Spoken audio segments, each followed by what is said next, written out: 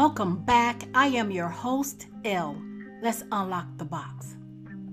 The following episode contains statements and allegations based on news reporting, public records, and financial disclosures. All claims of illegal activity, financial impropriety, or personal enrichment are allegations only and have not been proven in a court of law. All dollar amounts cited are based on published estimates and reporting from sources including Forbes, the New York Times, and financial disclosure forms. Listener discretion is advised. The con is as old as the streets. 3-card Monte. The dealer shows you 3 cards, moves them fast, makes you believe you spotted the trick. You haven't. You never do. Here's how it works. A shill wins easily, building the crowd, making the game look beatable. The shill bends a corner of the winning card, an accident that gives you the mark of false edge. Then comes the toss. The dealer switches the card mid-air, or while you're distracted and your money's gone. If you catch on, accomplices in a crowd help the dealer vanish. This isn't just a street hustle. It's the blueprint for modern politics. The dealer? That's the politician. High volume, flashy, controversial, grabbing headlines, dominating the cycle, provocative statements, manufactured feuds, all smoke. While you're watching the fire, the real moves happen behind the curtain. Quiet deregulation, key appointments, policy shifts you won't notice until they hit your wallet. The shills, the enablers, hyper-partisan media, influencers, amplifying the distractions, keeping your energy focused on the wrong card. They create urgency, legitimacy, and all of this damn chaos. The bent card, that's the bait. An intentional gaffe, a flawed policy, something for the opposition to catch. They celebrate their win while the real objective moves elsewhere. The lookout, legal gatekeepers, legislative maneuvers. Just as you catch on, the goalposts move, investigations stall, evidence disappears. Every time the kitchen gets hot, this administration distracts the people, and it works. I've said it over and over. Ignore the noise. Stay focused. Take a beat. This president is the master of distraction. The master. Once we all see the game for what it is, we'll be better for it. Let's look at the cards on the table. The social media outrage card. The truth social post about the Obamas. Immediate intense designed to trigger. The 24-hour cycle devours it. Classic 80s and 90s playbook. Dominate the conversation, control the room. This is exactly how Project 2025 was developed. Keep the people distracted while the real work happens in the shadows. Donald Trump didn't stumble into this strategy. He built it. 40 years of practice. In 1984, he called Forbes posing as a fictional spokesman named John Barron, inflating his wealth to crack the Forbes 400. After the 87 crash, he claimed he'd sold all his stocks beforehand. SEC filings showed otherwise. He lost at least $19 million. November 2016, the $25 million Trump University settlement drops.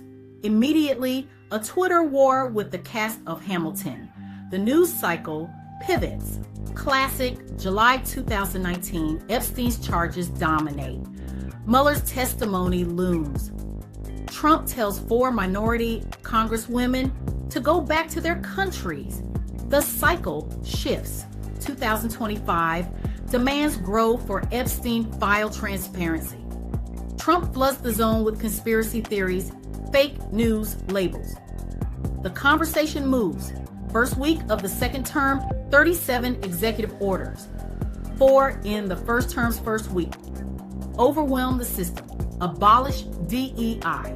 Exit the WHO. By the time you process one, 3 more have landed. January 2026. Venezuela invades. Is president captured?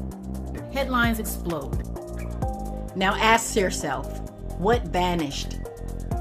A CA funding expiring. Epstein papers withheld. Vaccine policy concerns gone. Economic polls dip. Markets fluctuate. The administration announces a 90-day tariff pause, then contradicts it. Confusion reigns. Then airstrikes in Iran. War footing. Economic story buried. February 2026. Meeting with the European Commission. Trump pivots from immigration to windmills. 2 minutes. Whales driven loco. Birds dying. Bizarre. Viral. Mockable. The diplomatic agenda derails. Are you guys seeing all of this bullshit happen before our eyes? It's happening. Distraction after distraction after distraction. Look at the 90s. 3.4 billion in debt. Most men hide. He became more visible. Talk shows, tabloids, divorce drama. He taught America to see the character, not the balance sheet. When The Apprentice hit, he was already bankrupting casinos. Didn't matter. Millions saw him as a billionaire boss for a decade. Factual reports of failure couldn't stick. They contradicted the visual truth people had consumed for years. He called it truthful hyperbole. Claim a 50-story building is 60. When caught, you're just a great promoter. This became fake news. Negative reporting isn't fact. It's a hit job by losers and haters. Supporters stopped seeking accuracy. They sought loyalty. Multiple scandals running simultaneously. The media couldn't keep up. Outrage, exhaustion. The Teflon effect. When businesses failed, he blamed rigged systems, tax laws, banks, even while using those laws to protect his wealth. In 2016 and 2024, he ran the same play. I know it's rigged because I used it. Only I can fix it. Ruthlessness became expertise. The framework holds. Hyperbole becomes crowd-sized claims. Countersuing journalists becomes enemy of the people. Branding buildings you don't own becomes taking credit for market highs you didn't cause. So, how do you spot the trick? First, the concurrent event rule. When high drama hits, search for the boring story. Court rulings, SEC filings, legislation. In 2016, the Hamilton tweet storm broke exactly as the Trump University settlement finalized. Second, monitor zone flooding, massive executive order dumps. Overwhelm your scrutiny, check the Federal Register, see what's signed while you watch the fireworks. Third, watch for outrage anchoring. Inflammatory rhetoric on birthright citizenship, team names, windmills, designed to spread faster than policy analysis. When a story makes you angry, ask, what aren't they talking about? Fourth, the pickpocket. One hand draws your eye while the other steals. Mid-2025, Obama-Russia rhetoric peaked as Epstein demands intensified. Follow investigative outlets that ignore daily tweets. ProPublica, Center for Public Integrity. Fifth, check legacy versus new media. Short posts lack context, prevent follow-up. Practice lateral reading. Verify across credible standards-based outlets.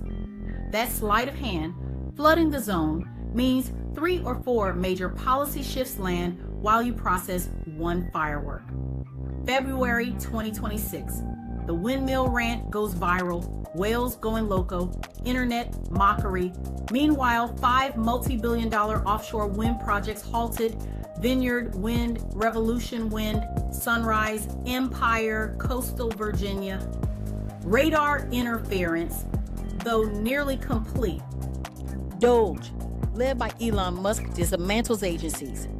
USAID cut 92%, 4,800 employees to 378. Education down 40%. IRS loses 19,200 workers. Consumer Financial Protection Bureau director fired. Agency nearly shuttered. NIH loses $4 billion in cancer, diabetes, heart research funding. Worker Safety Agency NIOSH gutted, partially restored only after legal challenge. Veterans Health Administration cuts 35,000 open jobs. February 6th, same week as the windmill comments. 4 executive orders. Iran tariffs on any country buying Iranian goods. Modified Russia trade duties. An America First arms transfer strategy. No congressional debate, no headlines. The pattern is absolute. The more absurd the headline, the more significant the paperwork in the background. Stay undistracted. Dual track. Acknowledge the noise. It's for the show. Then check the docket. Federal Register. Congressional Record. Wild statement on Tuesday. See what's signed Wednesday morning. The memory hole is the goal. By the time you realize policy shifted, you're exhausted from the last 3 arguments. But the cards are on the table now. You know the toss. You see the bent corner. You understand who the shills are. The only question left, are you still playing, or are you finally watching the dealer's other hand? And finally, let's check out the balance sheet. While Americans struggle with grocery bills and layoffs, the character has cashed in. Since taking office in January 2025, Trump's net worth has nearly doubled, from approximately $3.9 billion to $7.3 billion. Some estimates cite $6.7 billion, according to Forbes and New York Times investigations.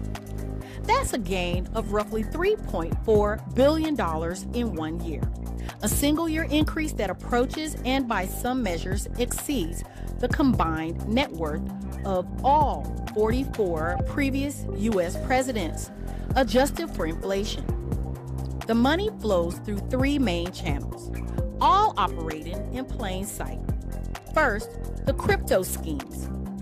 The Trumps launched the Dollar Trump meme coin, World Liberty Financial Tokens, and a family stablecoin operation just before Inauguration Day. The family holds majority stakes and earns trading fees while retail investors took losses. This alone has generated over $1.2 billion. Second, the foreign deals. Trump Organization struck luxury real estate contracts in Saudi Arabia, Qatar, UAE, and Oman. These were interwoven with diplomatic activity announced before, during, and after White House visits, creating a continuous feedback loop where foreign policy and family business operate on parallel tracks. Show me where any of this is or has been beneficial to the people of America. Let's go deeper.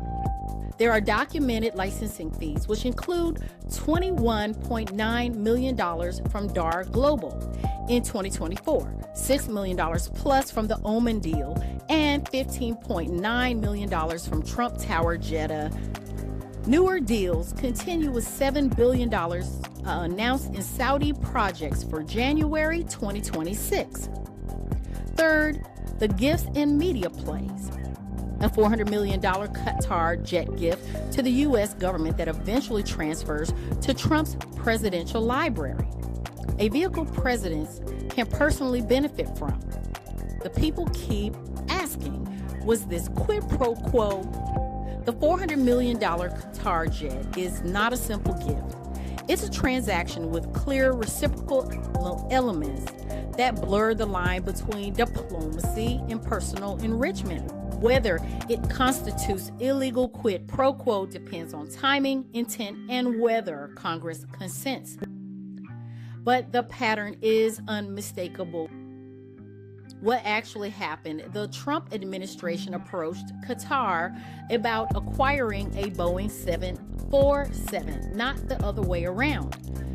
After the Pentagon learned Boeing wouldn't deliver new Air Force One jets until 2027 to 2028, Trump tasked his Middle East envoy Steve Witkoff with finding alternatives. The administration reached out to Qatar, which had a suitable 7478, and negotiations began. The reciprocal benefits. For Qatar, the gift coincided with massive Trump Organization business expansion in the Gulf. In April 2025, the Trump Organization announced a $5.5 billion luxury golf resort in Qatar with the Sovereign Wealth Fund's real estate arm. Qatar also secured a U.S. commitment to build a Qatari Air Force facility at Mountain Home Air Force Base in Idaho, the first foreign country to get such an arrangement. Trump also signed an executive order in September 2025, assuring the security of the state of Qatar after Israeli airstrikes targeted Hamas leaders in Doha. For Trump, a $400 million aircraft that becomes his personal property after leaving office. The plane transfers to his Presidential Library Foundation, a private entity he controls, where it remains available for his lifetime use. Taxpayers fund the estimated $1 billion retrofit. Legal status. The Foreign Emoluments Clause requires congressional approval for any gift from a foreign state. Congress has not approved this. Attorney General Pam Bondi, who previously lobbied for Qatar at $115,000 per month, issued a memo blessing the arrangement, but legal experts call it a textbook violation. The administration's workaround: the gift goes to the Department of Defense first, then transfers to Trump's private foundation later. Why it can't be stopped? Congressional Republicans have blocked meaningful oversight. The only constitutional remedy, impeachment, is politically impossible with GOP control. Courts move slowly, and the public has been conditioned to see the character, great negotiator getting a free plane, rather than the balance sheet. $400 million personal asset plus $1 billion taxpayer retrofit. The 3-card Monte parallel. The dealer shows you the free playing card while the real transaction. The personal enrichment, the foreign policy favors, the taxpayer burden happens in the background. The bent corner is the claim that this is transparent and legal. The toss is the transfer from DOD to Trump's private foundation. By the time you catch on, the money has already moved. And honey, $28 million from Amazon was for the Melania documentary. There was $27 million from Trump branded merchandise that bypassed campaign finance rules. Wow. And get this, over $100 million in legal fees paid from campaign funds. Really? And those that voted for Trump, again, what did you get? A layoff? An increase in your monthly expenses? One of those red MAGA hats? The character distracts while the balance sheet balloons. This screams, let's get rid of any and everything that interferes with the design, the core of Project 2025, the financial agenda. The mechanism is the same as the 90s, people, only now the presidency itself is the product. The final irony, the same mechanism that built Teflon in the 90s, character over substance, is now extracting literal billions from the presidency itself right before our eyes. The bent card was never the distraction. The bent card was the point all along. Until next time.